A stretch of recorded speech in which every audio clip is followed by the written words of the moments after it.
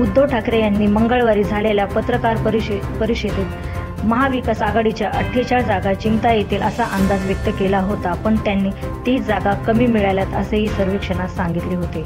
अजित पवार गटाला काही जागा मिळणार नाही असे या सर्वेक्षणात नमूद करण्यात आले आहे. त्यामुळे बारामतीच्या जागेवर नेमके काय होणार आहे याकडे सर्वांचेच लक्ष आहे. अर्थात 3 वेळा ह्या भागातून खासदार झालेल्या सुप्रिया सुळे यांच्यासाठी ही लढत सोपी राहिलेली नाही, कारण अजित पवार यांचीही बारामतीत मोठी ताकद आहे. त्यांची पत्नी सुनेत्रा पवार बारामतीतून निवडणूक लढवत आहे, तेव्हा सुप्रिया सुळे यांच्यासाठी ही लढत सोपी नसेल.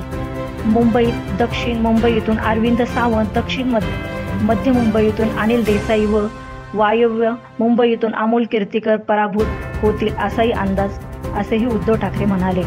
महायुतीने 45 जागापेक्षा अधिक जागा जिंकण्याचा विश्वास व्यक्त केलेला आहे. सक्षम न्यूज 24 अहमदनगर.